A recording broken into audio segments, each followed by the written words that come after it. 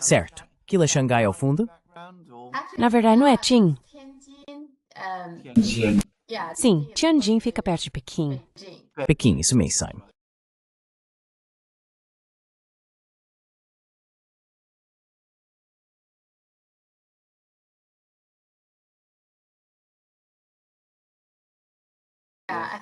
Sim, acho que é um dos lugares onde os britânicos vieram, sabe? Durante o século XIX. Um desses portos. Com Austin. Perto de Qin. Com certeza. Alemanha está imitando. Os alemães estavam ali, mas talvez a Alemanha estivesse na província de Shandong. Certo. Sim. E então, depois da Primeira Guerra Mundial, durante as negociações de paz em Paris, o Tratado de Versalhes foi recebido com muita raiva pelos chineses porque os britânicos e os franceses queriam entregar aquele território ao Japão. Em vez de devolvê-lo à China após a derrota da Alemanha, eles queriam entregá-lo ao Japão. E nesse caso, na verdade, foi com a ajuda dos Estados Unidos que a China acabou recuperando Shandong. Então, nesse caso, os Estados Unidos agiram bem. Não foi o Woodrow Wilson, mas quem foi o presidente depois dele? Eu deveria lembrar.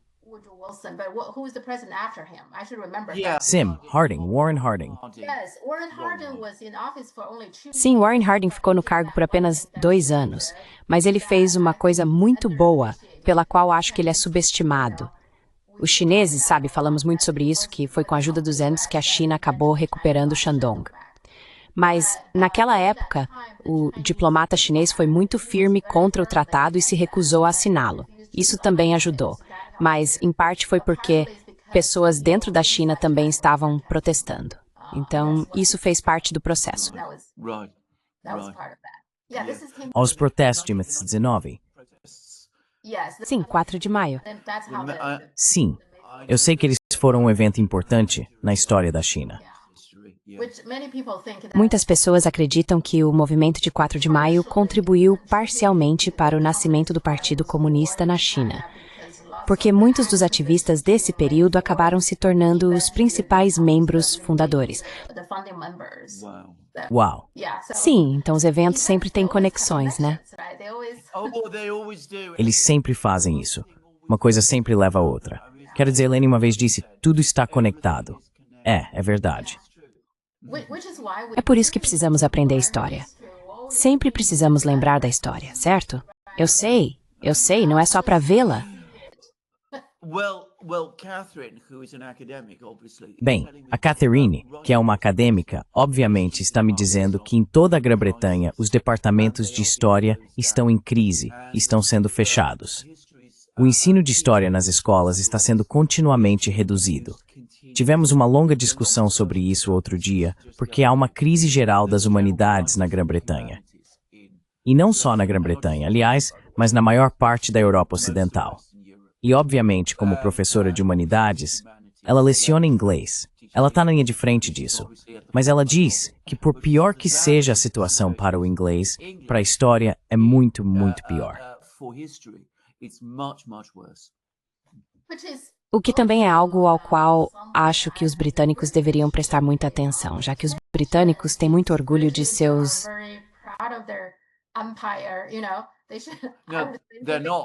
Império, sabe, eles deveriam. Não, eles não são. Eles não são. Como discutimos em um programa recente, eles não falam sobre isso.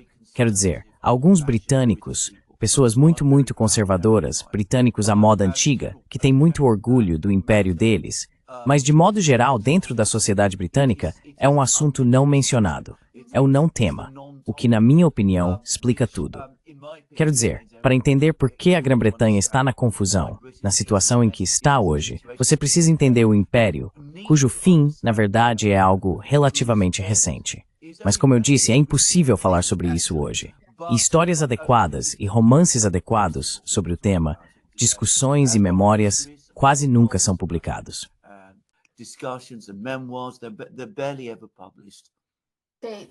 Era só lembrar de que eu não para sentar a isso. Ai, não fertil, lefletush.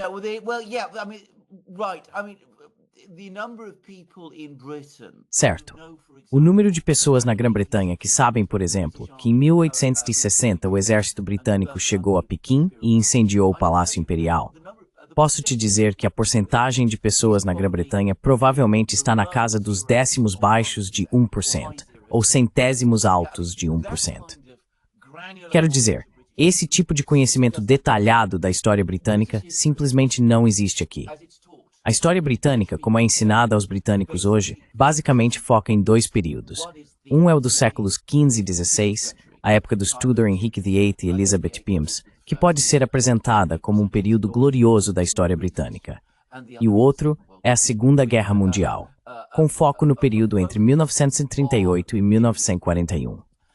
Quero dizer, esses são os únicos dois períodos da história britânica com os quais os britânicos têm alguma familiaridade. E claro, o que eles sabem sobre esses períodos, de qualquer forma, é em grande parte mito. Aliás, creio que o britânico atividade saqueados de os partidos.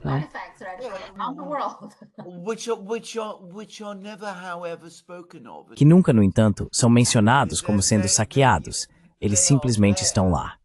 E você sabe, você pode ir e encontrar, quero dizer, recentemente levei meus filhos ao Victoria and Albert Museum, que é um dos grandes repositórios de obras de arte saqueadas, se posso colocar dessa forma. De certa forma, é o maior depósito individual de obras de arte saqueadas. E estamos olhando, admirando, todos os tapetes persas e a porcelana chinesa e o indiano, bem.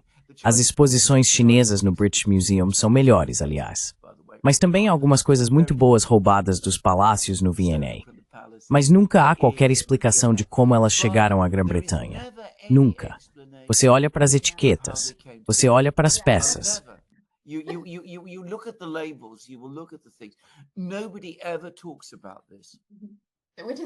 Ninguém nunca fala sobre isso, o que é muito estranho de certa forma, porque qual é o propósito de exibi-los?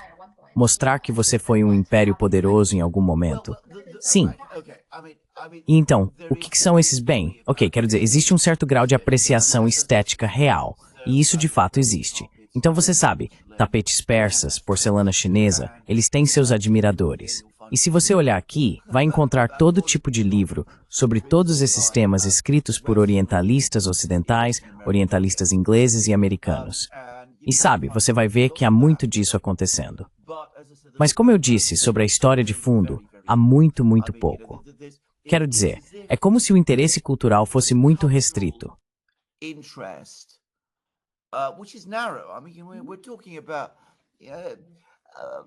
Quero dizer, estamos falando de talvez 10.000 pessoas, talvez um pouco mais do que isso, no Reino Unido que se interessam pela cultura chinesa, que ouviram falar de algumas das obras de arte da China.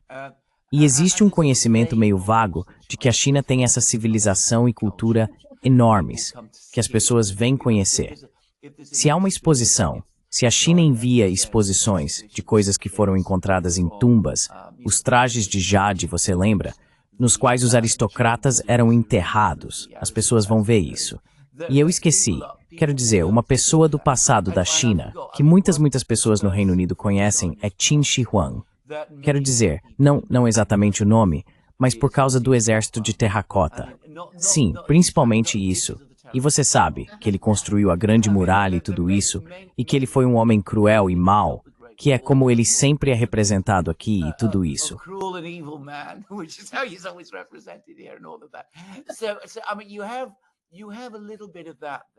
Então, quero dizer, você tem um pouco disso aí. Mas como eu disse, sobre a interação britânica com a China, a história das guerras do ópio, a forma como a Grã-Bretanha administrou aspectos da China, tenho certeza de que você sabe que durante o último período da dinastia Qing, o homem responsável pela alfândega chinesa era um oficial britânico. Ele garantia que todos os cargos de alto escalão no serviço de alfândega da China fossem ocupados por ocidentais. Ou seja, ele tinha uma política deliberada de excluir os chineses. E claro, ele também afirmava ser extremamente leal à China. De certa forma, comparado a algumas outras pessoas, talvez ele fosse um pouco mais simpático à China do que alguns ocidentais.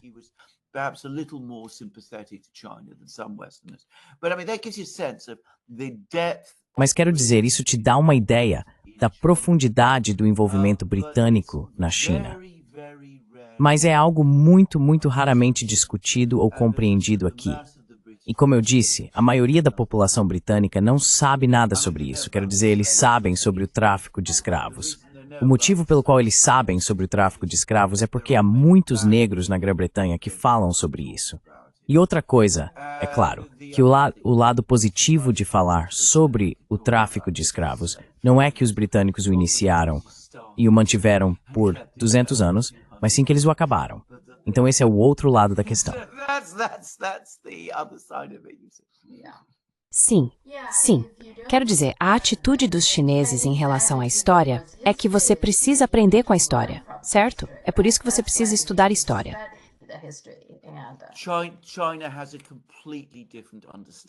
A China tem uma compreensão e uma relação completamente diferentes com a história.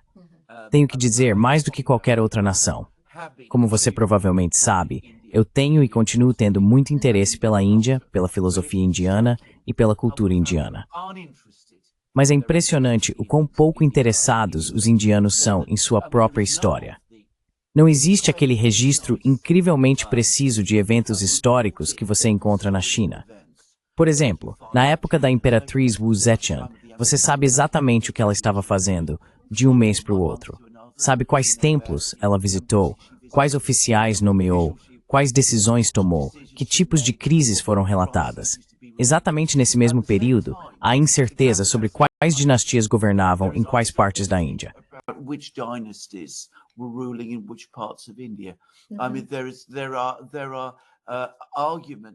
Quero dizer, existem argumentos que colocam determinadas dinastias em regiões específicas da Índia, e há discussões sobre as datas, e elas podem variar em até 200 anos. Então, algumas pessoas as situam em um século, enquanto outras as colocam em um século completamente diferente, o que é muito estranho. Mas a China, o povo chinês, tem uma relação com a história que, na minha opinião, é uma de suas maiores qualidades, porque, obviamente, eles aprendem com ela. Eles acumulam esse enorme conhecimento, senso de experiência e compreensão. Mas é claro, isso faz outra coisa, dá à China uma tremenda autoconfiança, porque a China tem toda essa enorme bagagem histórica por trás de si. Então, se algo difícil, se surge um problema, acontece, bem, os chineses dizem para si mesmos, bem, já superamos coisas muito mais difíceis no nosso passado.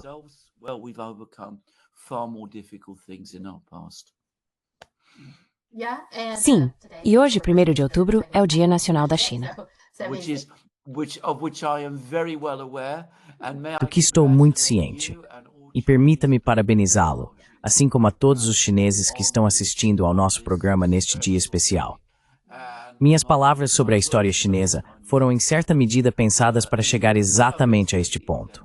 Como eu disse, é um dia extraordinário e que todos os chineses devem, e de fato celebram, disso não tenho dúvida, comemorar.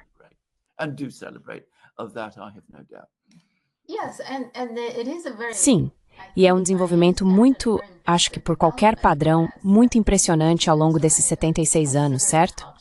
Considerando como a China era quando tudo começou, acho que o povo chinês tem todos os motivos para se orgulhar muito de suas conquistas.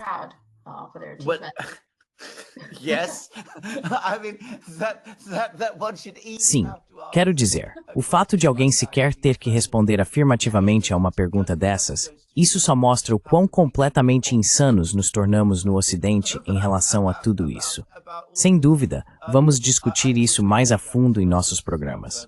Mas eu estava novamente lendo coisas nos Estados Unidos que eles têm escrito sobre a China, sem fazer qualquer referência ao fato de que hoje é o Dia Nacional da China. Mas o tipo de coisa que eles têm escrito é tão absurda que, mais uma vez, a gente realmente se pergunta de que planeta essas pessoas vieram. E sabe, me parece que a China tem o azar de existir em 2 lugares ao mesmo tempo.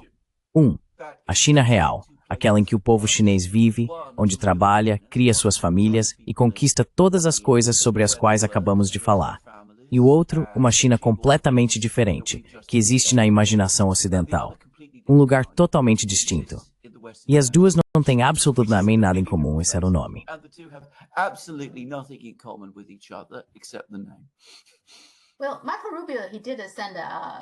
Bem, o Marco Rubio, ele enviou uma saudação para parabenizar, sabe? Então ele fez isso.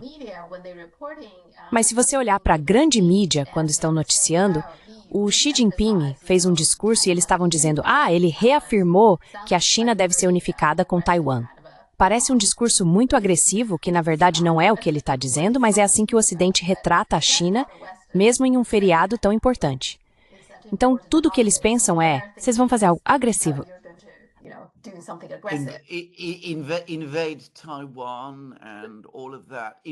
Invadir Taiwan e tudo isso.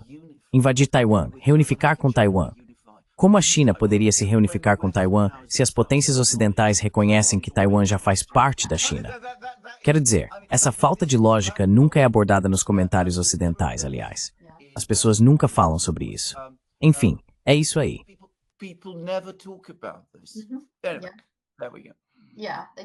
Exatamente. Eles nunca reconhecem o fato de que nem mesmo a própria Constituição de Taiwan diz que é um país. É parte da República da China. Então ainda é China. Ainda é a China. Como você disse corretamente, é assim que ela se chama. Certo. Então a China está comemorando seu feriado nacional e o governo dos Estados Unidos está fechando. Bem, eu não entendo muito bem isso. Normalmente eles teriam uma resolução contínua, um CR. Então desta vez os dois partidos estão acho que estão divididos ou algo assim, que nem sequer tem um CR. Qual é a sua opinião sobre esse fechamento do governo?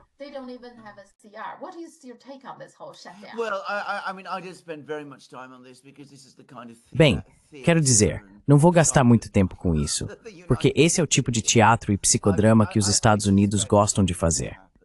Suspeito que isso aconteceu porque convém a todos os lados. Convém ao Trump porque ele acha que pode envergonhar os democratas.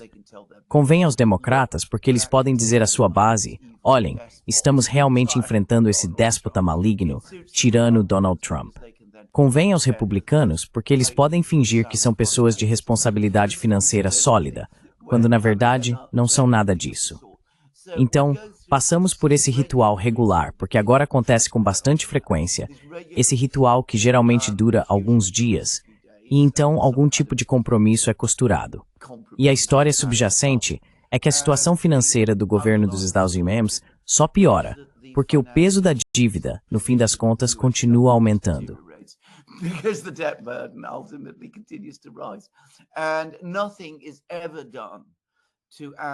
E nada é realmente feito para reorganizar, ou se preferir usar a palavra reformar, a burocracia federal, que simplesmente continua crescendo cada vez mais. Então quero dizer, eu não levo isso a sério, exceto pelo fato de que, mais uma vez, o que isso mostra é que nos Estados Unidos o governo real, no sentido funcional, não existe mais. Quero dizer, pode-se argumentar que não existe em nenhum lugar do Ocidente. O que se tem é teatro e encenação. Mas não há um presidente ou um gabinete realmente focado em enfrentar os problemas fundamentais do país e fornecer um governo de verdade de uma forma que as pessoas percebam.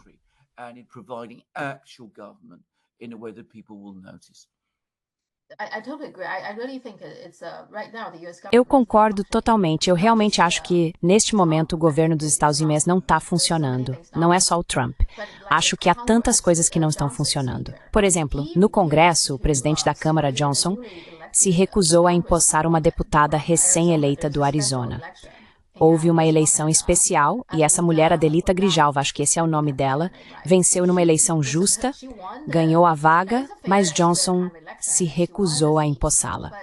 O principal motivo, aparentemente, Johnson nunca admitiu isso, mas ele disse, não estamos numa sessão regular.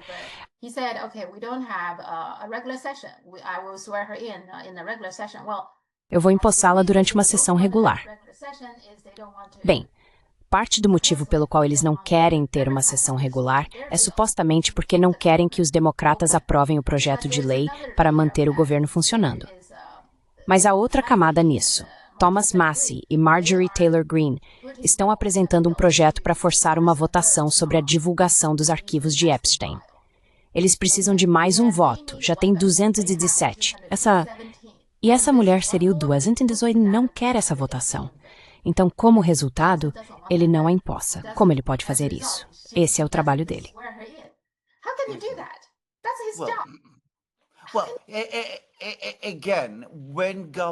Bem, novamente, quando os governos são reduzidos a esse tipo de coisa, quando tudo se resume a manipulações e procedimentos abusivos, aliás, temos muito disso na Grã-Bretanha hoje em dia, quero dizer, isso acontece o tempo todo aqui, mas quando isso acontece, quando um sistema político é reduzido a algo desse tipo, então você tem o direito de falar em decadência, quero dizer, um sistema adequado, funcional, dinâmico, cheio de energia e propósito, simplesmente não funciona dessa maneira.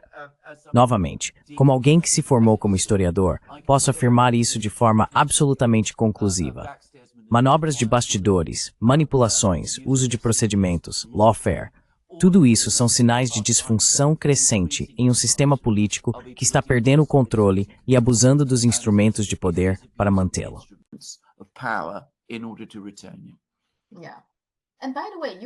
Aliás, você estava falando sobre essa sombra do Epstein. Acabou de sair. Sarah Ferguson, de alguma forma, também tem um escândalo relacionado a isso. São sombras o tempo todo.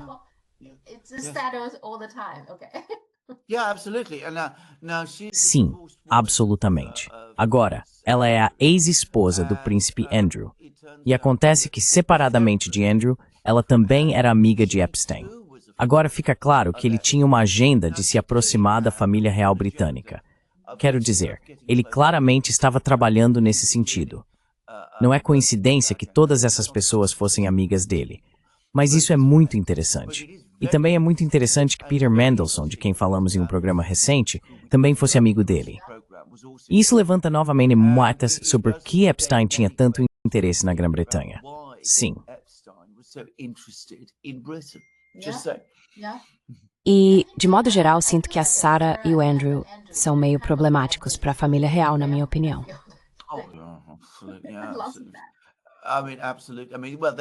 Ah, sim. Quero dizer, absolutamente. Bem, eles têm sido assim há muito tempo. Ferguson deixou a família real profundamente envergonhada ao ter um caso público enquanto ainda era casada com Andrew, nos anos 90. E Andrew sempre foi considerado meio bobo e fanfarrão. De qualquer forma, o caso Epstein trouxe tudo isso à tona. Mas sabe, nenhum dos outros, é preciso dizer, é particularmente atraente também. Quero dizer, veja, a rainha, a falecida rainha, era uma figura de dignidade e realmente possuía autocontrole genuíno. Ela nem sempre era, aliás, particularmente simpática, e sei que havia pessoas que não gostavam dela. Mas de qualquer forma, a imagem pública era boa. Mas isso não pode ser dito de mais ninguém. Inclusive, é preciso dizer do atual rei.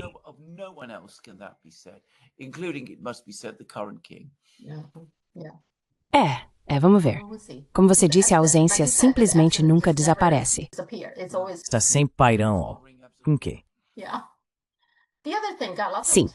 Outra coisa que chamou muita atenção, acho que provavelmente no mundo todo, não só na China, mas certamente muita gente está comentando, é que todos os generais, todos os altos oficiais agora estão sendo chamados a Washington para uma reunião com Pete Hegseth e um discurso de Donald Trump. Agora, qual exatamente é o propósito dessa reunião? Qual é a sua opinião sobre isso?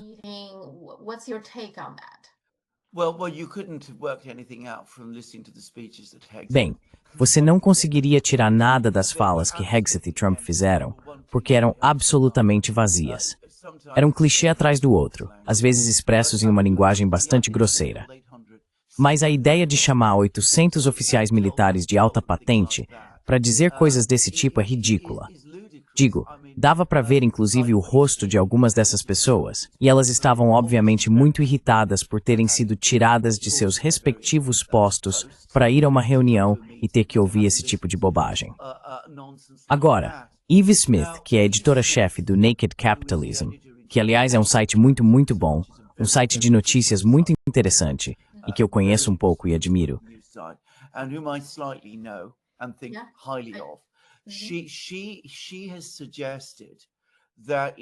ela sugeriu que, na verdade, o verdadeiro propósito desta reunião era servir de fachada para outros encontros secretos que poderiam estar ocorrendo em particular entre Trump, Hegseth e alguns altos oficiais militares, para informá-los sobre planos de iniciar guerras em potencialmente um de dois, ou talvez ambos lugares.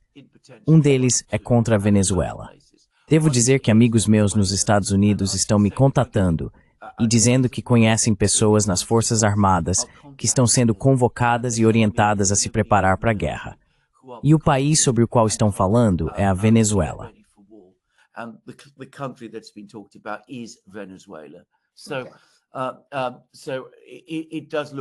Então, agora parece muito provável que um ataque à Venezuela esteja prestes a acontecer, talvez em poucas horas ou dias. Isso pode ter sido um dos assuntos sobre os quais essas pessoas estavam conversando, ou pelo menos algumas delas. Mas eu acho que o outro assunto, o mais importante, é o Irã. E houve relatos na mídia russa, que você nunca vê na mídia europeia, mas a mídia russa está cheia de notícias sobre transferências massivas de caças e aviões-tanque dos Estados Unidos para a Europa. E os russos acham que isso parece ser ou um ensaio ou uma preparação para um grande ataque ao Irã.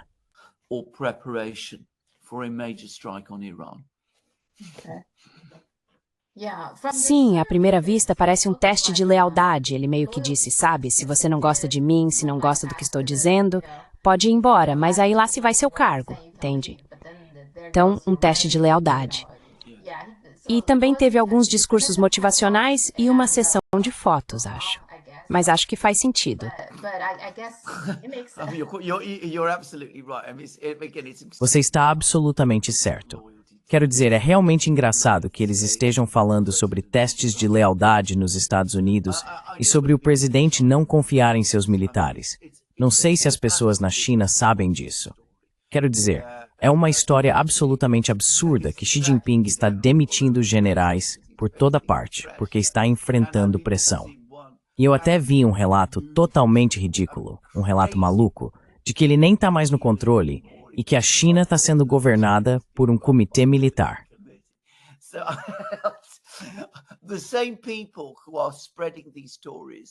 Então, as mesmas pessoas que estão espalhando essas histórias nos Estados Unidos, e você está absolutamente certo, são as mesmas que apoiam o presidente e o secretário de guerra, que estão preocupadas com a lealdade das Forças Armadas dos Estados Unidos.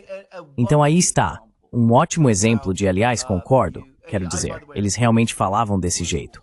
Projeção. Ou seja, você está preocupado com a lealdade do seu próprio exército? E em seguida, as missionárias absolutamente só infindadas, mas absurdas arranjos surpreendentemente torcidos de vistas na China.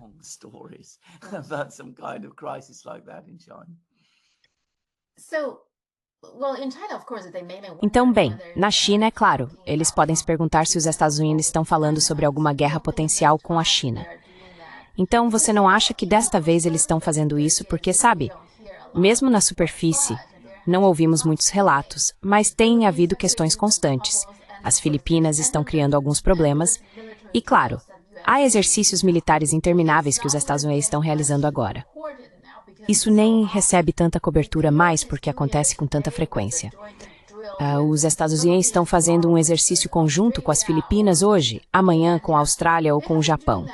Eles têm feito isso o tempo todo agora. É quase como uma rotina diária. Então a situação ao redor da China parece calma na superfície, mas não está.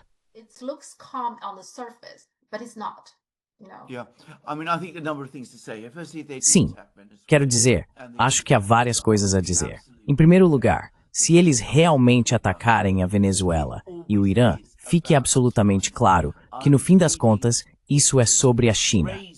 Sempre é sobre a China. Ontem mesmo eu estava lendo um artigo igualmente insano do Conrad Black. Não sei se você já ouviu falar dele. Ele foi um empresário canadense muito próximo do Trump. Ele era dono do Daily Telegraph na Grã-Bretanha, mas teve que abrir mão. Passou um tempo na prisão por má conduta financeira. Mas ele está de volta e continua muito próximo do Trump. E novamente ele disse de forma bastante clara que a tentativa do Trump de ser conciliador com a Rússia era totalmente para afastar a Rússia da China.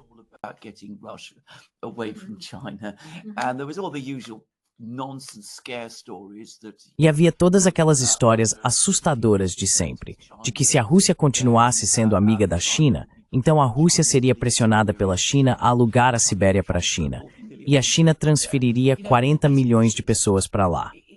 Parece incrível dizer isso, mas esse tipo de reportagem insana está se tornando perigosamente comum agora. Então, existe essa hostilidade e animosidade incrível em relação à China. E isso está sempre presente. Sou de perceber isso no discurso do Trump para os oficiais militares.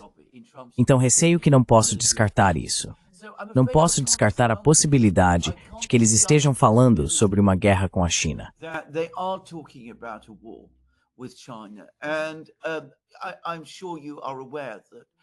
E tenho certeza de que você está ciente de que o Pentágono aparentemente disse aos fabricantes de mísseis que precisamos aumentar a produção de mísseis em 4 vezes para acompanhar os chineses, o que é impossível, aliás. Quero dizer, novamente, trabalhei na indústria. Eu sei como a indústria funciona. No Ocidente, pelo menos, é impossível alcançar um aumento de 4 vezes na produção de mísseis em qualquer prazo parecido com os que têm sido discutidos. A indústria americana não é estruturada dessa forma. Ela não consegue fazer isso assim. Quero dizer, na China, onde você tem economias de escala completamente diferentes e sistemas organizacionais e de gestão totalmente distintos, provavelmente seria possível.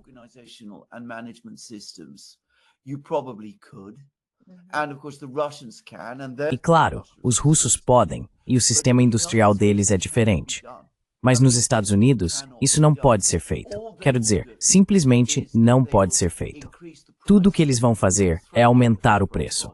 Eles vão jogar dinheiro nesse problema, o que vai aumentar o custo unitário por míssil e não resultará em muitos mais mísseis sendo produzidos. Mas deixando tudo isso de lado, o fato de estarem falando dessa forma, novamente, indica algum tipo de preparação para uma guerra com a China. E então, claro, também temos a história que foi, não sei se foi publicada na mídia dos Estados Unidos, mas estava em toda a mídia britânica, de que supostamente paraquedistas russos estão treinando paraquedistas chineses, como se paraquedistas chineses precisassem de treinamento.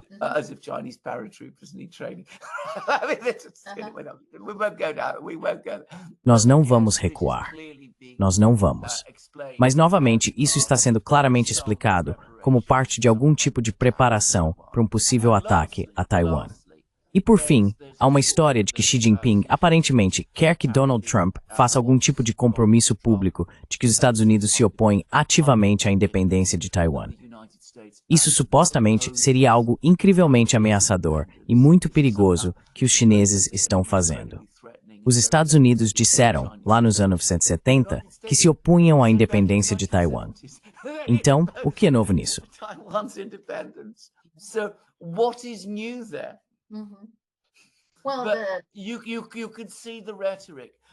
Bem, você pode ver a retórica. Então, dada a retórica, dada a loucura e a histeria que estão por aí, como posso afirmar definitivamente que um ataque, uma guerra com a China não é possível? Não acho que seja provável, porque acho que a China é forte demais e eles sabem disso. E também acho que toda essa conversa sobre quadruplicar a produção de mísseis mostra que, em algum nível, eles sabem que a China é forte demais. Mas veja, o Medvedev, que é um alto funcionário russo, ao falar sobre uma guerra na Europa, disse exatamente a mesma coisa que vou dizer agora sobre a China. Ele disse que não há razão lógica ou racional para pensar que uma guerra na Europa vai começar. Mas considerando o quão loucas algumas pessoas são, você não pode descartar totalmente essa possibilidade. E considerando a loucura que existe nos Estados Unidos em relação à China, você também não pode descartar totalmente essa possibilidade. Eu não espero que aconteça, mas acho que seria muito ingênuo pensar que isso não vai acontecer.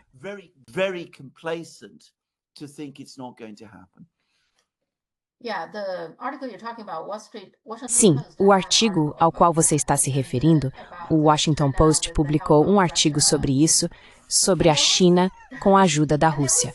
E eles sempre usam o prazo de 2027. Eles tendem a acreditar que antes de 2027 a China vai se reunificar ou tentar se reunificar com Taiwan. Mas eu não sei de onde eles tiraram esse ano. Mas de qualquer forma é disso que eles estão falando. Eu vi esse artigo, eu até fiz um programa sobre isso. E eu acho que a China precisa da Rússia para treinar seus paraquedistas. Quero dizer, de qualquer forma, eu não vou chegar lá.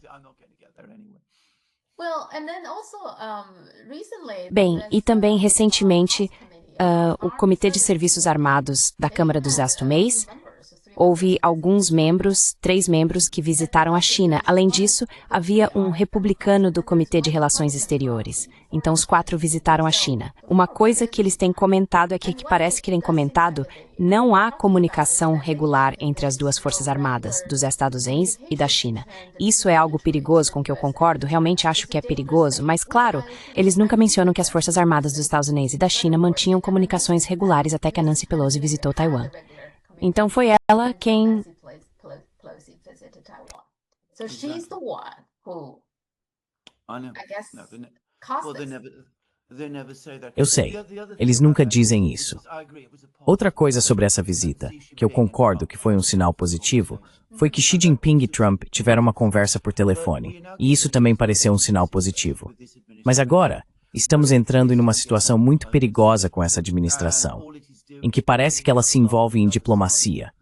Mas tudo o que faz é induzir o outro lado a uma falsa sensação de complacência, e então lança um ataque.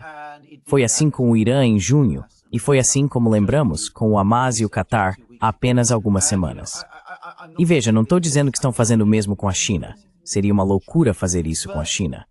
Mas nunca se pode ter certeza absoluta dessas coisas. E sim, eu concordo. Contatos com os militares chineses, contatos militares, são necessários. Mas no fim das contas, foram as ações dos Estados Unidos que causaram a ruptura. E contatos entre militares só podem ir até certo ponto se as relações políticas não forem resolvidas.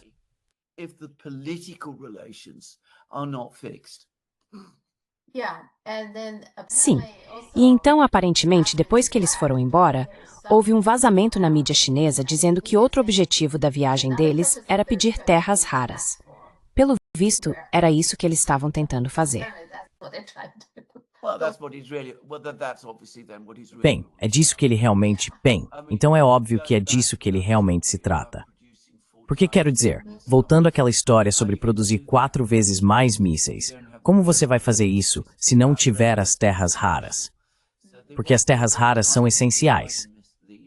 Então eles querem que a China forneça as terras raras para que possam produzir os mísseis com os quais vão atacar a China. Aliás, sobre isso, agora estão reclamando que deram dinheiro ao governo argentino para estabilizar suas finanças e que a Argentina agora está vendendo soja para a China. Sim. Besson tinha uma mensagem, aparentemente alguém percebeu. Sim, essa é uma história interessante. Bem, isso mostra que o sistema na China está no centro de tudo. Sim. Ok, vamos falar um pouco sobre essa coisa de globalistas, internacionalistas. O motivo pelo qual quero falar sobre isso é que quando você olha para o acordo do TikTok, Larry Ellison, por exemplo, há vídeos circulando dele falando sobre como Israel é importante. E aí você combina isso com o Netanyahu dizendo abertamente que neste momento a compra mais importante é o TikTok. Então parece que, para esses oligarcas sionistas nos Estados Unidos, são cidadãos americanos, e Michael Dell é outro. Assim como Anderson, Hollis, todos esses americanos sionistas, a lealdade deles deveria ser com os Estados Unidos. Mas eu não sinto isso. Não sinto que a lealdade deles seja com os Estados Unidos. Nem tenho certeza se a lealdade deles é realmente com Israel, embora pareça ser isso que eles afirmam. Mas se eles realmente fossem leais a Israel, deveriam saber que o que Israel está fazendo agora vai prejudicar Israel a longo prazo. Então essas pessoas, acho que vocês no Duran chamam de globalistas. Você pode explicar para o meu público?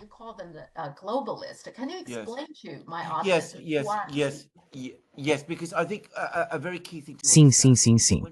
Porque eu acho que algo muito importante de se entender é que quando a China fala sobre globalização, por exemplo, isso significa algo completamente diferente. Quero dizer, a ideia chinesa de globalização é um sistema onde países, nações e as pessoas dessas nações podem comercializar, fazer negócios e manter boas relações econômicas entre si em condições de paz e estabilidade internacional. E existem regras e normas aceitas que são seguidas. E, efetivamente, o que eles estão propondo é, como eu disse, um sistema internacional estável que abrange o comércio mundial e no qual todos, cada nação, tem um interesse econômico específico. has a particular economic stake. I mean, that's the Chinese conception of globalization. Quero dizer, essa é a concepção chinesa de globalização, que, aliás, não é controversa e não deveria ser, e que tem uma história muito, muito longa e rica no Ocidente. No século XIX, por exemplo, os livre-cambistas na Grã-Bretanha, que eram contrários ao Império, é importante dizer isso, e contrários à guerra, tinham figuras como Cobden e Bright e Adam Smith, indo ainda mais longe no tempo, que teriam endossado essa visão que a China tem. A China às vezes é chamada de país mercantilista, onde o Estado controla tudo e controla o comércio para acumular poder e tudo mais. Esse era o sistema ao qual Cobden, Bright, Adam Smith, Ricardo e todos esses se opunham.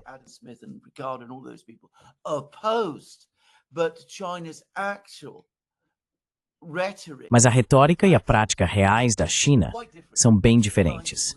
Elas se alinham mais, como eu disse, com os livres comerciantes britânicos do século. Então essa é a visão chinesa de globalização. Agora, o que meu colega Alex Christoforou e eu queremos dizer quando falamos sobre globalização é algo completamente diferente. Para nós, globalização é uma estrutura econômica, social e política em que uma classe definida de pessoas basicamente se separou de suas sociedades e de seus estados, deixando de tratar estados e nações como entidades válidas e rejeitando qualquer tentativa dos estados de impor restrições ao seu comportamento, por exemplo, exigindo que paguem impostos.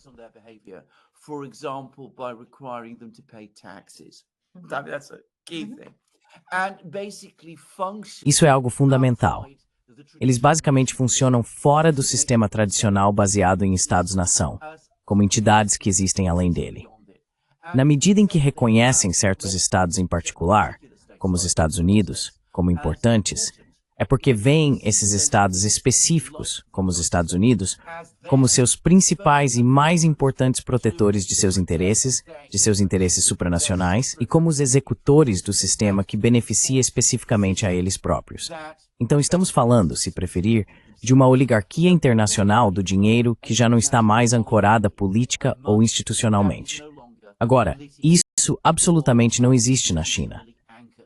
Now that absolutely does not exist in China. I mean, you don't have anybody.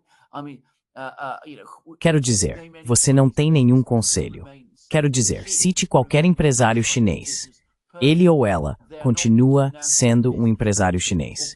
Eles não são empresários internacionais ou cosmopolitas da mesma forma que as pessoas sobre as quais acabamos de falar. E você está absolutamente certo. Quero dizer, sim, alguns deles podem ter algum sentimento em relação a Israel, mas no fim das contas não se trata de Israel. Trata-se do sistema de riqueza e poder global que está concentrado neles mesmos. E sem dúvida, eles acreditam, em algum nível, que esse é o futuro da humanidade, um tipo de sistema não político.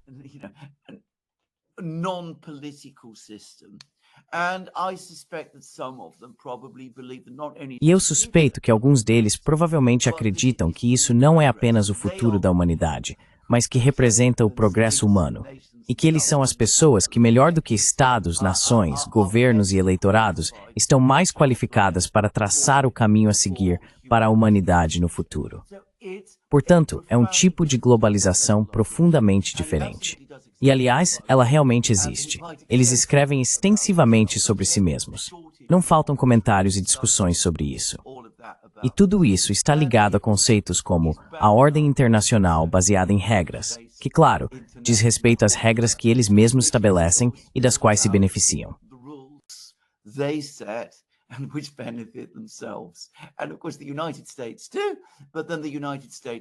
E claro, os Estados Unidos também fazem isso. Mas então, como eu disse, os Estados Unidos são um instrumento através do qual o sistema é criado e através do qual ele é imposto. Mas fechar fábricas na América, encerrar operações, demitir trabalhadores, saquear o próprio país, isso não é algo que eles acham que não deveriam fazer, porque não tem o tipo de responsabilidade social que você esperaria, por exemplo, de pessoas ricas na China. E também não existem as restrições políticas, administrativas e legais sobre eles que conteriam esse tipo de comportamento lá. Então essa é a diferença.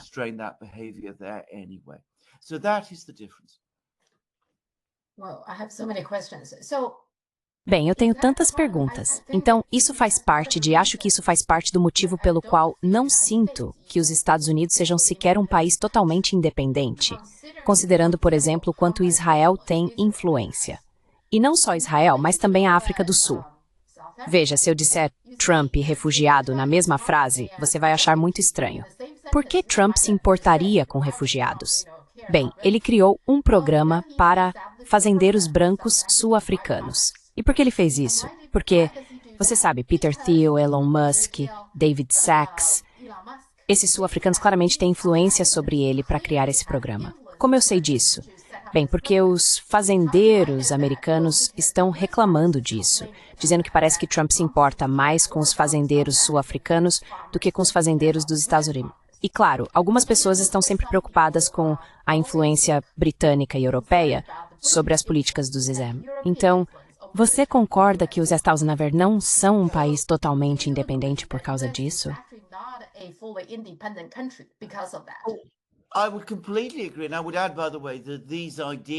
Eu concordo completamente. E acrescentaria, aliás, que essas ideias, esse conceito de globalização sobre o qual acabamos de falar, tem, em última análise, uma origem europeia. Você deve se lembrar que a Europa, como já discutimos em vários momentos, é uma coleção fragmentada de diferentes estados. Mas é inegável que, basicamente, a partir dos anos 1940, começou a se formar uma elite europeia que se via como europeia, em oposição à francesa, alemã, espanhola, italiana ou qualquer outra nacionalidade. E muito do pensamento original que criou esse sistema de globalização sobre o qual estamos falando teve origem na Europa. E muito disso, claro, também teve origem na Grã-Bretanha, que sempre foi um país com um sistema oligárquico muito forte em seu DNA político. Então, sem dúvida. E os Estados Unidos estão muito presos e subservientes a esse sistema.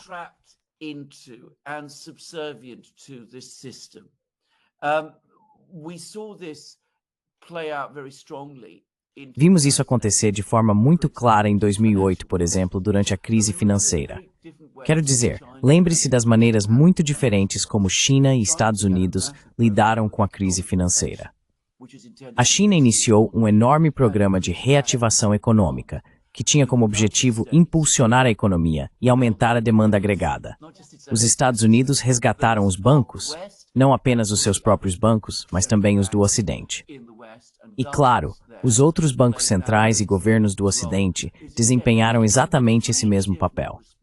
Novamente, é uma resposta completamente diferente à crise que surgiu naquela época. E mais uma vez, isso mostra claramente onde estão as prioridades. Na China, a prioridade é o desenvolvimento. É a própria China. No Ocidente, a prioridade é preservar o sistema financeiro internacional, que é obviamente o que sustenta todo o sistema de globalização sobre o qual estávamos falando.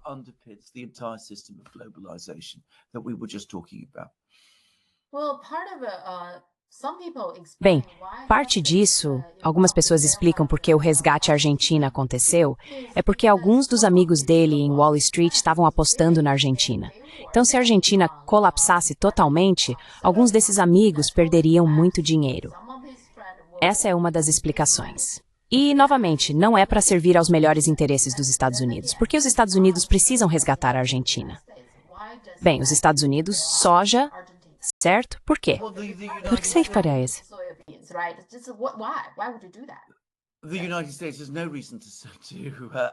Os Estados Unidos não têm motivo para apoiar a Argentina. Estão jogando dinheiro bom em cima de dinheiro ruim porque o governo argentino vai fracassar e sua política econômica é totalmente equivocada. E a Argentina dá calote repetidamente. Aliás, não estou dizendo isso como uma crítica à Argentina ou ao seu povo. Acho que eles foram desastrosamente mal atendidos, mais uma vez, por uma oligarquia econômica. Mas essa é outra história, que teremos que discutir em um dia completamente diferente. Mas você está absolutamente certo. A Argentina está sendo resgatada neste momento, não para ajudar a Argentina, mas para preservar esse, mito do Milei como esse grande revolucionário libertário e tudo mais. Mas também, principalmente,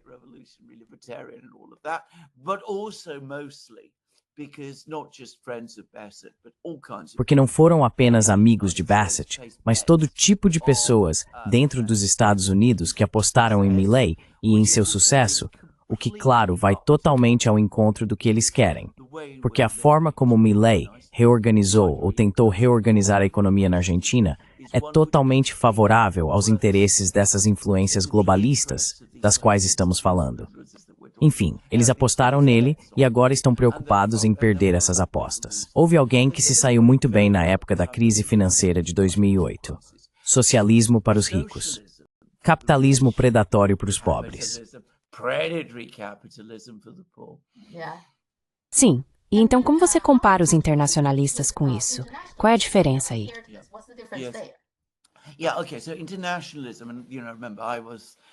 Certo. Então, internacionalismo. E você sabe, lembre-se, eu fazia parte da velha esquerda social-democrata, socialista europeia.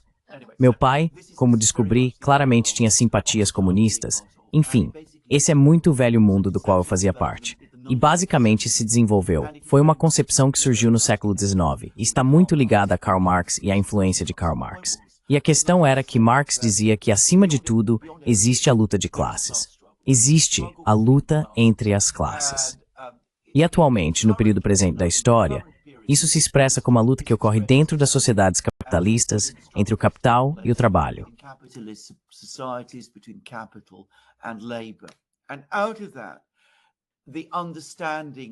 E a partir disso, cresceu dentro dos movimentos sindicais da classe trabalhadora internacional, principalmente na Europa, mas também, até certo ponto, nos Estados Unidos, o entendimento de que já que o capital está organizado internacionalmente, um capitalista em Nova York pode investir e construir uma fábrica na Alemanha e pode colocar trabalhadores alemães contra trabalhadores dos Estados Unidos, assim como o capitalismo é organizado internacionalmente, o trabalho também deveria ser. E disso surgiu a visão de que os trabalhadores de todos os países, e lembre-se, estamos falando do século XIX e início do século XX, então isso se refere principalmente a países europeus e ocidentais naquela época, deveriam se unir.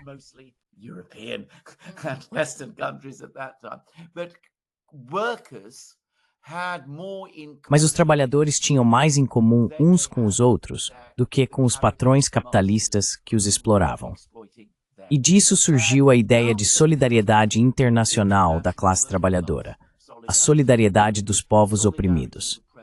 Foi aí que ela se desenvolveu. E então, após a Revolução Russa, ela se desenvolveu ainda mais, porque a União Soviética se estabeleceu como o primeiro Estado socialista, o Estado que representava os interesses da classe trabalhadora, do proletariado.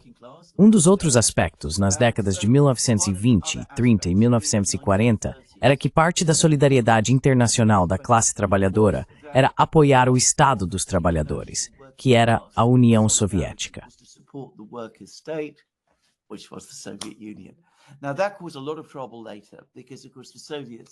Isso causou muitos problemas depois, porque, claro, os soviéticos, então, após a Segunda Guerra Mundial, alegaram que isso lhes dava uma espécie de primazia no movimento comunista internacional.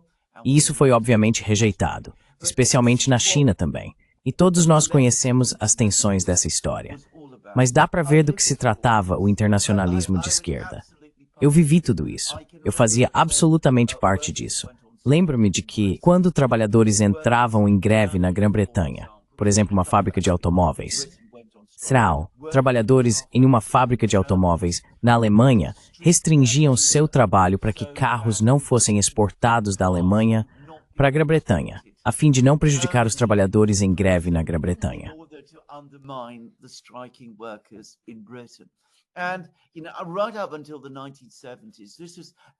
Sabe, até a década de 1970, isso fazia absolutamente parte do padrão das relações industriais e do internacionalismo. E então, claro, isso também se expandiu para o anti-imperialismo. As pessoas nas colônias europeias eram vistas como parte dos oprimidos. Portanto, o internacionalismo significava ser anti-imperialista. E isso é muito importante. Então, quando Gandhi veio à Grã-Bretanha, por exemplo, nos anos 1930, as comunidades da classe trabalhadora saíram às ruas para apoiá-lo, porque apoiavam a independência da Índia, e eram contrárias, aliás, fortemente contrárias, a todas as tentativas de manter e preservar o império em vários lugares. E você podia ver como tudo isso se desenvolveu. É algo que não existe mais no Ocidente. exist in the West anymore. Il quadruplo não é quase visto. E os globalistas, capítulo sem fronteiras, e os trabalhadores sindicalizados sem fronteiras. Yes, I know, except that internationalism. Exceto que o internacionalismo nunca envolveu deixar de ser patriota em relação ao seu próprio país. Então, sabe, um trabalhador britânico continuaria sendo um trabalhador britânico. Um trabalhador alemão continuaria sendo um trabalhador alemão. Tudo isso. Um trabalhador russo continuaria sendo um trabalhador russo. Mas não se tratava de extinguir os Estados-nação ou acabar com o patriotismo e tudo mais, e sim da ideia de que os trabalhadores ao redor do mundo precisavam se apoiar mutuamente, porque do contrário os capitalistas iriam colocá-los uns contra os outros e venceriam o jogo. Pode-se argumentar que o que aconteceu no Ocidente após 1989 e 1991, a queda da União Soviética, é que os capitalistas realmente venceram o jogo. E é a partir disso, de certa forma, que a globalização, como a entendemos hoje, realmente ganhou força.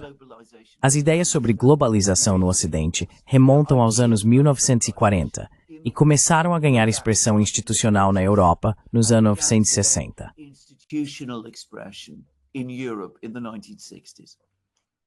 Então, o internacionalista é sobre solidariedade, certo? Solidariedade, exatamente. Isso é o fundamental. E, aliás, a China, a Guerra Fria fez parte disso, sem dúvida. Quero dizer, a China teve um papel absolutamente essencial, por exemplo, nos movimentos de libertação nacional na África nas décadas de 1960 e 1970. Eles sempre estiveram presentes. Certo? Eu acho que, fundamentalmente, o problema dos Estados Unidos é estar sendo controlado por uma espécie de oligarquia capitalista sem fronteiras. Eles não se importam com este país. Realmente não se importam. Correto. Absolutamente. Absolutamente correto. Enquanto os trabalhadores sempre se importam com seus países porque vivem neles. Veja, para um empresário oligárquico globalista ocidental, onde ele ou ela vive, no fim das contas não importa. Sim, sim. E o Peter Thiel até disse em uma das entrevistas dele, ele mesmo falou, se o Trump não ganhar essa, eu vou embora. Então, para ele é tipo, ok, se as coisas não saírem do meu jeito, eu vou para outro lugar, sabe? Com o senhor. Ele não tem isso, E lembre-se, ele vem da África do Sul, originalmente do leste da Alemanha. Então, para ele não importa onde ele mora. O Oriente Médio, o acordo de paz de 20 pontos do Trump, eu não sei. Primeiro de tudo, ele nunca consultou nenhum palestino, certo? Nem o Hamas, nem o Fatah, nem ninguém. Simplesmente jogou isso para os palestinos aceitarem. E se não aceitarem, vamos continuar, sabe, com o genocídio. Basicamente é isso, não é?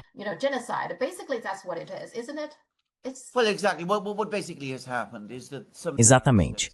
O que basicamente aconteceu foi que alguns dos estados árabes apresentaram propostas, e você pode ver as origens desse plano nessas propostas. Então o Trump fez o que sempre faz.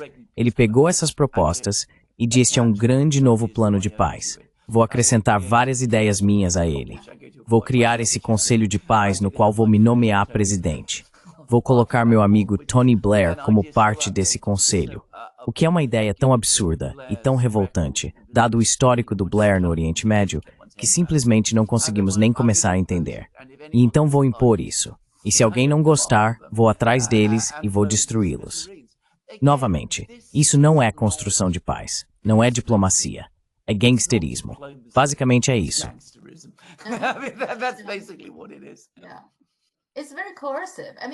É muito coercitivo. Quero dizer, está dando pouquíssimo espaço ao Hamas. Por um lado, no acordo de paz, os 20 pontos, eles basicamente estão dizendo que você precisa devolver todos os reféns e depois entregar todas as suas armas. Ou seja, o Hamas não teria nada, nenhum tipo de influência, certo?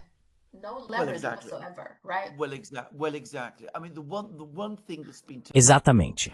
Quero dizer, o único elemento que foi mantido das propostas árabes e que pode potencialmente tornar isso diferente é que envolve o envio de uma força de paz para Gaza, que presumivelmente seria composta por estados muçulmanos. Aparentemente, a Indonésia está se colocando à disposição como o país que fornecerá a maior parte das tropas.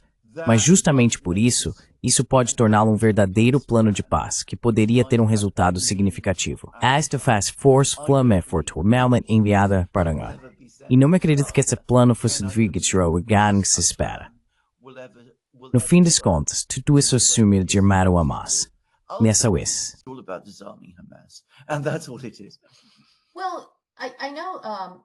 Bem, eu sei que a Indonésia ofereceu isso, mas agora você tem Trump e Tony Blair no controle. Eles podem recusar, certo? E vão recusar. E soldados britânicos basicamente assumindo o controle.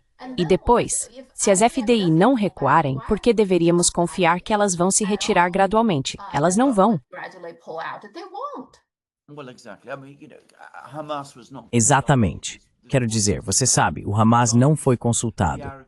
Isso não foi discutido com eles antecipadamente. Os Estados Árabes, aparentemente, também não foram devidamente consultados. Como eu disse, é exatamente assim que o governo Trump faz tudo agora. Ele decide as coisas sozinho, negocia consigo mesmo, e então diz a todos, olhem, essa é a decisão que tomamos, vocês devem aceitá-la e fazer o que queremos.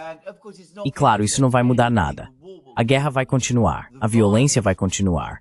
Mas eles poderão dizer, bem, sabe, tínhamos esse plano maravilhoso, essa oportunidade de paz, e foram essas pessoas más do Hamas que basicamente recusaram a proposta. Sim, acho que é isso que vai acontecer.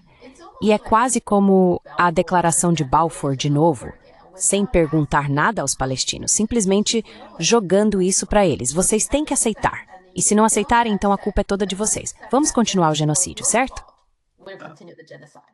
Diz com certeza. Enquanto isso, surpreendentemente, Netanyahu realmente pediu desculpas ao Qatar. O que você acha disso?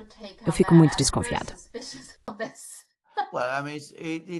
Bem, quero dizer, é um pedido de desculpas completamente falso. Ele fez isso porque Trump quis, mas Netanyahu não está sendo sincero em seu pedido de desculpas, e não acho que alguém realmente acredite que ele esteja sendo honesto. Você acha que, como você disse, eles provavelmente estão se preparando para atacar o Irã? Então não querem que os países árabes fiquem tão irritados com Israel a ponto de apoiarem o Irã, talvez mais ou menos, pelo menos um pouco?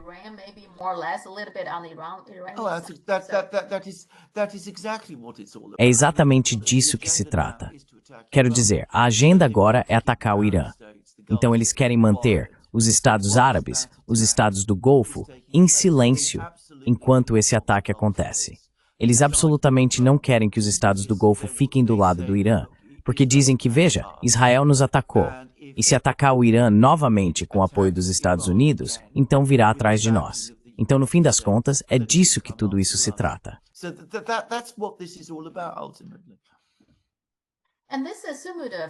E essa suposta flotilha, esse navio, todo esse apoio, quer dizer, ajuda, isso não é um pouco como o internacionalismo em ação? Eles são todos de países diferentes, certo? Para apoiar os palestinos? Sim, o que explica, aliás, por que essa operação está sendo alvo de ataques virulentos em setores da mídia aqui na Grã-Bretanha. Toda essa operação, absolutamente. Então os britânicos fingem que querem ver a paz em Gaza e reconhecem o Estado palestino. Mas quando se trata de fazer algo prático, especialmente quando é feito por iniciativa popular, fica claro que eles se opõem.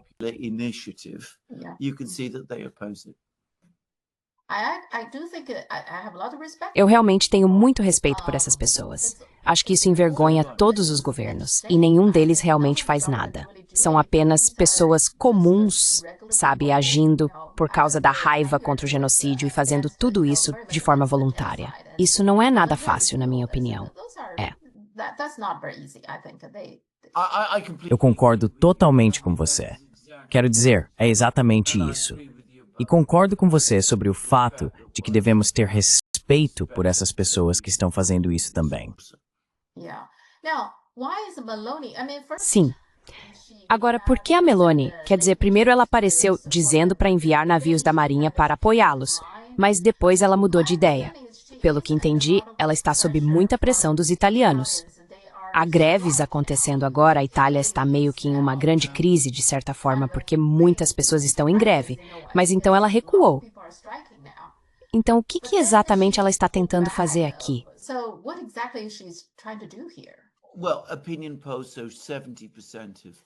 Bem, as pesquisas de opinião mostram que 70% das pessoas na Itália estão horrorizadas com o que o governo israelense está fazendo. Há uma oposição muito grande. A posição da Meloni não é particularmente forte na Itália. Quero dizer, ela é a líder de um governo de coalizão e enfrenta pessoas dentro do próprio governo que não concordam com ela em muitas coisas.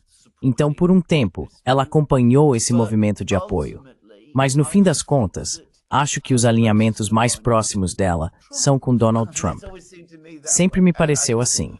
E acho que Trump, provavelmente os americanos, comunicaram a Meloni que não estavam satisfeitos. Então ela recuou. Aliás, não acho que ela vá ser primeira-ministra por muito mais tempo. Sei que há muita gente que fala dela como uma primeira-ministra italiana muito bem-sucedida e eficaz. Não sei por que dizem isso, porque eu mesmo não vi nenhuma evidência disso.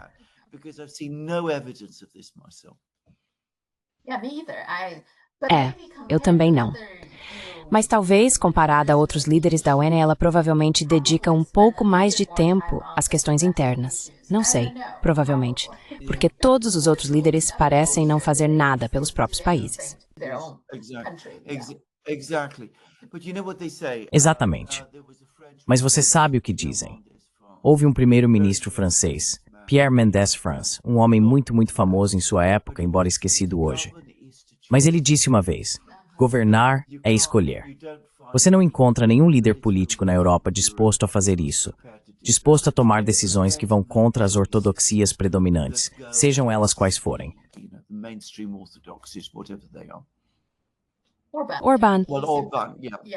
Orbán, sim. Mas a Hungria é um país pequeno, e embora tenha um peso enorme internacionalmente, quero dizer, há um limite para o quanto um país pequeno pode fazer sozinho.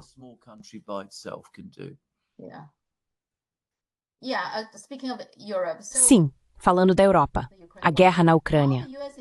Agora os Estados Unidos estão considerando fornecer mísseis Tomahawk de longo alcance para a Ucrânia.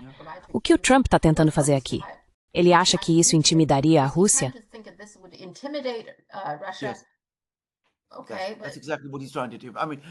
Ok, é exatamente isso que ele está tentando fazer. Quero dizer, bem, acho que a maneira de entender isso é, na verdade, muito simples. Os americanos têm tentado fazer com que os russos concordem em congelar o conflito na Ucrânia, porque sabem que os russos estão vencendo o conflito. E sabem que vai haver um desastre absoluto e uma derrota militar. E isso vai ser muito difícil para os americanos. Os americanos temem que, se houver esse tipo de derrota, eles fiquem presos na Europa. E claro, como sabemos, eles querem ir à guerra com a China, em vez disso. Então, eles estão muito insatisfeitos com isso. Por isso, têm tentado encontrar maneiras de pressionar os russos.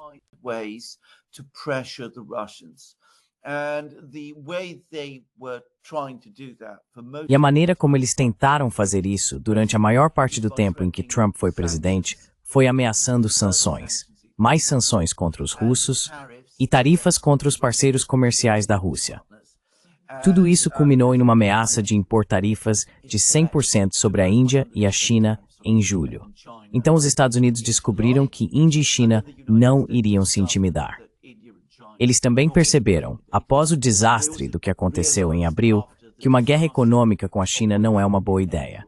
Talvez também tenham compreendido a regra sobre a qual já falei tantas vezes. Você não blefa com a China.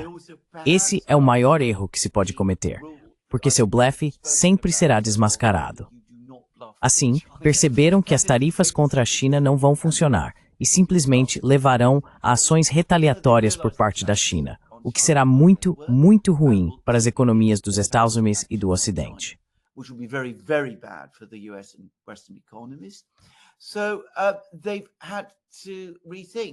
Então eles tiveram que repensar, e agora percebem que tarifas e sanções não vão alcançar o resultado desejado. Então o que eles fazem? Mudam de abordagem, procuram os russos e dizem: olha, entendemos que vocês estão vencendo a guerra, vamos tentar encontrar um caminho para avançar? Não, eles ainda querem congelar o conflito. E agora estão tentando ameaçar os russos com mísseis de longo alcance. É disso que se trata. É por causa do fracasso das ameaças de sanções e das ameaças de guerra econômica que vimos durante o verão. Essa foi a grande lição do verão, que os Estados Unidos não ousaram fazer isso. Por causa do fracasso de tudo isso, agora eles estão mudando de estratégia e falando em fornecer mísseis de longo alcance para a Ucrânia.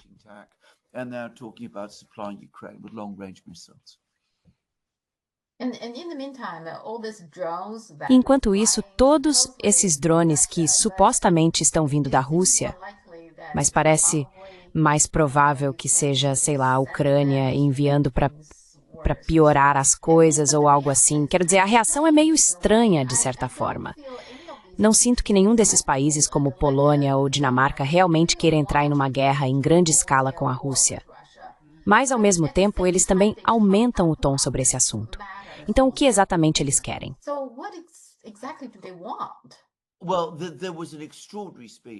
Bem, houve um discurso extraordinário de Radek Sikorski, que é o ministro das Relações Exteriores da Polônia. Ele disse que a Europa está, na verdade, em guerra com a Rússia. Está realmente em guerra com a Rússia. Mas não é o tipo de guerra ao qual estamos acostumados. Quero dizer, sabe, nós não estamos realmente lutando contra eles. Então, basicamente, o que eles querem é ter as duas coisas. Eles querem criar um clima de guerra na Europa, sem realmente ter uma guerra na Europa. Eles querem inflamar a retórica de guerra o tempo todo, sem realmente lutar contra os russos. O que eles perderiam militarmente se fosse limitado a combates convencionais, o que, aliás, não seria.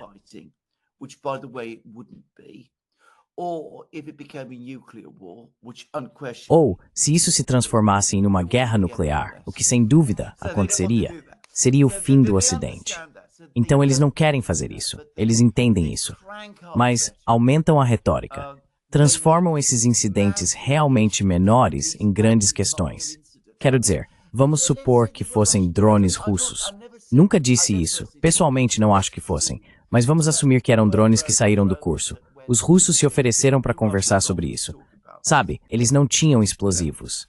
Não estavam mirando em ninguém. Não mataram ninguém. Claramente não tinham a intenção de matar ninguém.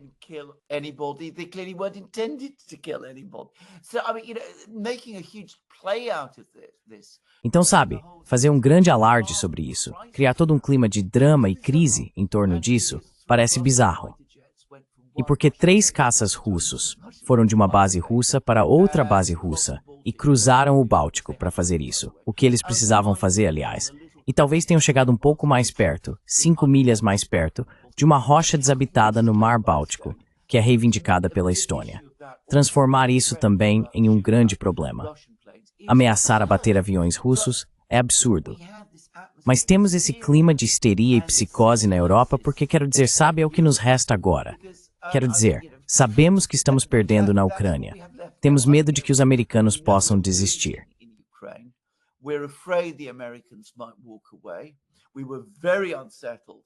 Ficamos muito perturbados com aquela postagem no Truth Social que Trump publicou há cerca de uma semana, na qual ele disse que os russos estão perdendo a guerra. Então, portanto, eu não preciso fazer nada, posso simplesmente deixar para os europeus resolverem tudo. Eles ficaram muito, muito abalados e assustados com isso. E querem trazer os americanos de volta. E gostariam que os americanos enfrentassem os russos. Eles ainda acreditam que os americanos têm esse poder. Eles imaginam que, sabe, não podem ser sanções, talvez sejam mísseis de cruzeiro ou algo desse tipo. E ao mesmo tempo, e não devemos subestimar isso, essa atmosfera de histeria e paranoia na Europa também é uma forma eficaz de controlar as próprias populações.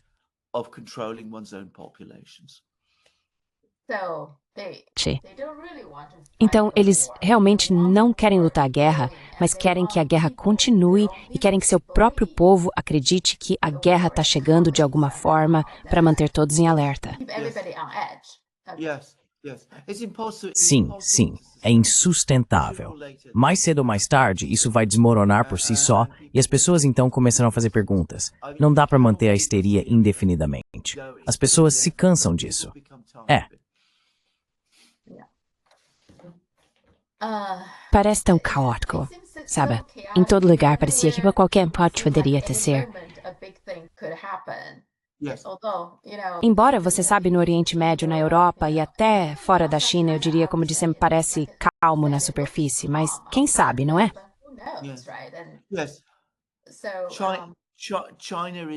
Sim, a China é o olho do furacão. Ela está no centro disso tudo. Ela própria está completamente calma. Muitas vezes você sabe, quando a tempestade está ao redor, no centro está completamente calmo. É totalmente racional. Quero dizer, isso é o que eu percebo. Não existe governo mais racional na Terra. Realmente é extremamente racional e calmo. Sim, mas no fim das contas, é a ascensão dela que é a fonte de tudo isso. Porque, bem, como meu amigo Glenn Deasing acabou de apontar, o que a ascensão prenuncia é o fim de 500 anos de hegemonia ocidental. E isso não é algo com o qual os ocidentais lidam facilmente.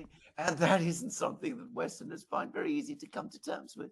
So all of this hysteria, all this madness, all these... Então toda essa histeria, toda essa loucura, todas essas guerras e batalhas que foram travadas em todo tipo de lugar, especialmente os Estados Unidos, com sua própria autoimagem, como você sabe, a nova civilização, a fronteira da civilização, a vanguarda da humanidade, tudo isso, o país excepcional e todo o resto. Quer dizer, diante do fato de que outra nação, uma nação não europeia, pior ainda, está agora alcançando as coisas que a China está alcançando, que é bastante plausível que lidere o mundo em IA. Aliás, tem um ótimo artigo no Financial Times sobre a NVIDIA e o fato de que os chineses não querem os chips da NVIDIA e como o Ocidente subestimou a Huawei, só para constar. Então, quero dizer, tudo isso. Então, quero dizer, isso é algo tão impossível para os ocidentais processarem ou aceitarem que está enlouquecendo eles.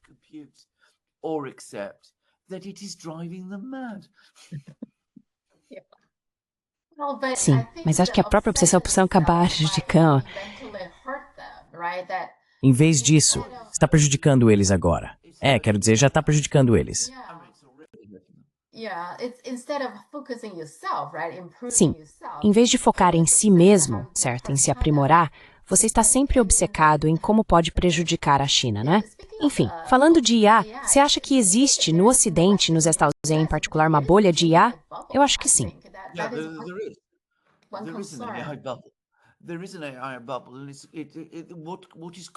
Existe uma bolha de IA. O que está causando isso é a forma como a IA se desenvolveu no Ocidente. Na China, os avanços em IA são muito descentralizados. Muitas pessoas estão trabalhando nisso em diferentes bases. Mas você sabe, o governo também está envolvido. Ele está ajudando a desenvolver programas de investimento e fazendo todo tipo de coisa. Então a situação é estável. Já nos Estados Unidos, o investimento para esse tipo de projeto geralmente acontece por meio do mercado de ações. Isso significa que você inflaciona as expectativas sobre o que a IA pode alcançar. Não em 10 ou 20 anos, mas amanhã. Not in 10 years' time or 20 years' time, but tomorrow.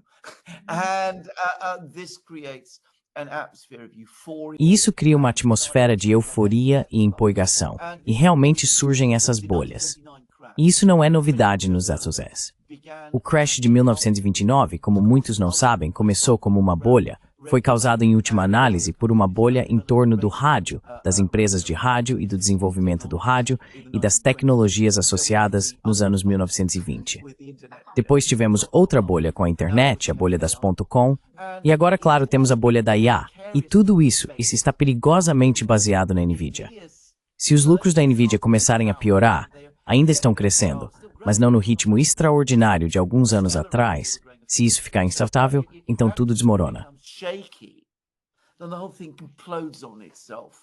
And the other thing about NVIDIA, and going back to that Financial Times. E outra coisa sobre a NVIDIA, voltando àquele artigo do Financial Times, uma das coisas que o artigo mostrou de forma muito clara é o quanto o mercado chinês era importante para a NVIDIA. Era absolutamente central para o seu sucesso final. E agora tudo isso foi perdido. E sim, ela ainda tem outros mercados que continuam crescendo. Mas não é só que ela perdeu talvez seu mercado mais importante, que era a China. Nesse mercado que ela perdeu, a China, existem concorrentes com melhores recursos de engenharia e ainda mais investimento por trás deles. E sem essa enorme instabilidade que se vê no mercado de ações americano, esses outros concorrentes, potenciais concorrentes, estão se desenvolvendo e crescendo.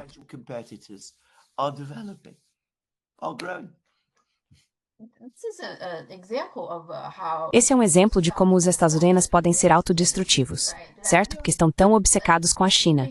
Então, ok, os chips da NVIDIA não podem ir para a China.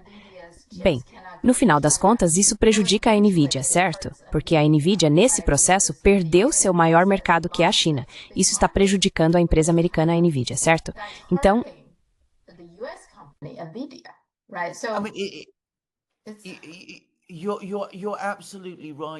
Você está absolutamente certa, Sofia. Estou cansado de dizer isso.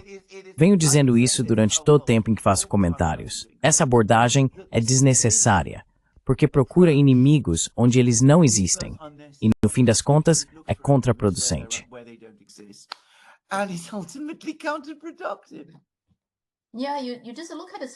Sim, basta olhar para algumas das ações deles. Você já percebe que não faz sentido. A NVIDIA está investindo 100 bilhões de dólares, eu acho, na OpenAI. Em troca, a OpenAI vai usar esse dinheiro para comprar chips da NVIDIA. Isso me parece uma fraude.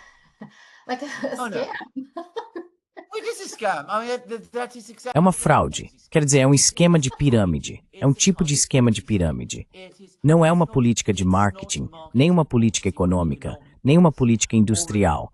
É criar uma máquina de movimento perpétuo. É exatamente isso que é. É sim. E além disso, a OpenAI anunciou que vai investir 300 bilhões de dólares com a Oracle do Larry Ellison para construir um centro de dados. Ora, o valor de mercado total da OpenAI é menor do que 300 bilhões de dólares. De onde eles vão tirar esse dinheiro para investir em um centro de dados lá? Nada disso faz sentido. Quero dizer, nada está sendo feito direito. Quero dizer, de novo, você está falando sobre a China investindo no desenvolvimento de seus sistemas de energia. Isso é uma parte fundamental disso. E lembre-se, esse é um sistema dirigido pelo Estado. A Rússia também é, aliás. Putin fez um discurso muito interessante. Ele falou sobre a Rússia construir usinas nucleares, porque é assim que eles vão fazer, devido às questões climáticas.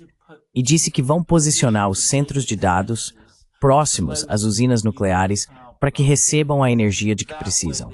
Os Estados Unidos não estão fazendo nada parecido. Eles ainda estão presos aos combustíveis fósseis.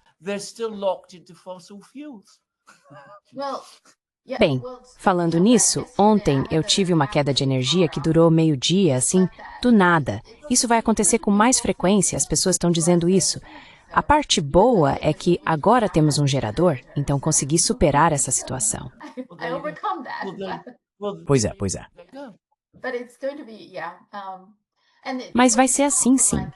E para o Trump, eles realmente prestam atenção ao problema da eletricidade, mas para o Trump, como gerar energia, a solução dele é, ele disse que vai acabar com toda a burocracia, o que significa sem mais regulamentações.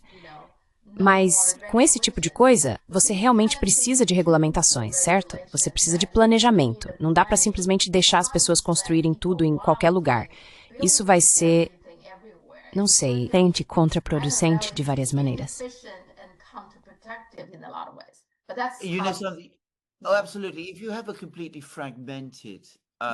Com certeza. Se você tem uma indústria de geração de eletricidade completamente fragmentada, que é para onde estamos caminhando nos Estados Unidos, e que também existe na Grã-Bretanha, isso inevitavelmente leva a um grau maior de regulação. Uma coisa decorre logicamente da outra. E isso também torna o sistema, de certa forma, mais burocrático.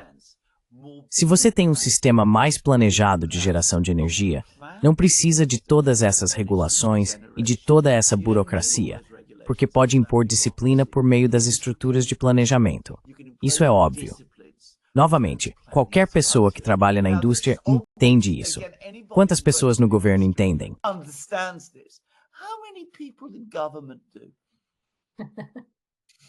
Bem, não de acordo com Trump. A solução dele é, sabe, sem planejamento, nada, só façam o que vocês quiserem. Anarquia. Anarquia. Anarquia do século XIX. Então, por algum sistema de ordem espontânea, tudo vai acontecer.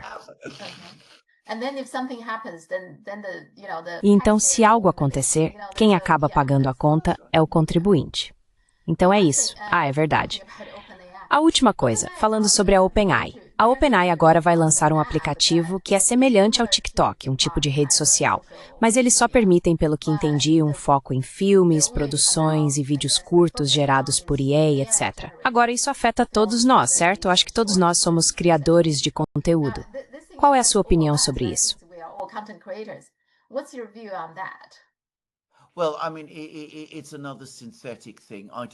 Bem, quero dizer, é outra coisa sintética.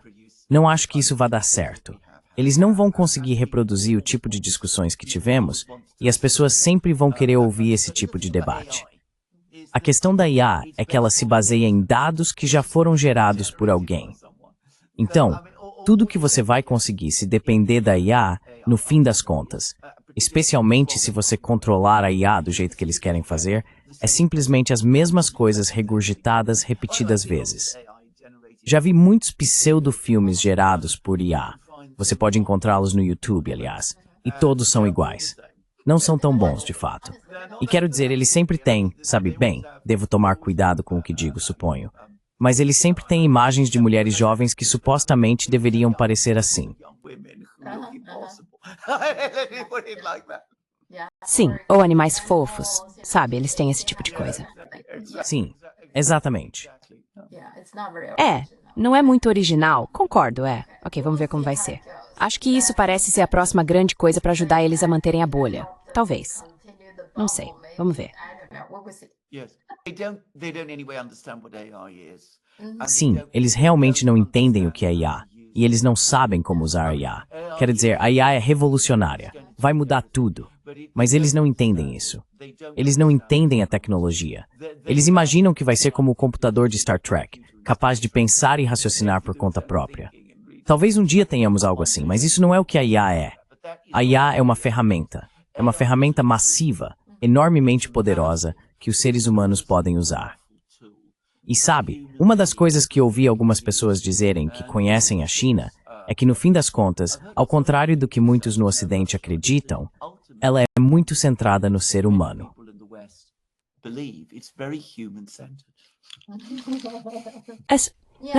Há umas previsões para a estima que a pode ficar.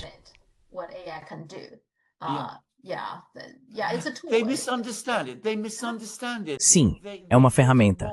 Eles não entendem isso. Eles interpretaram errado.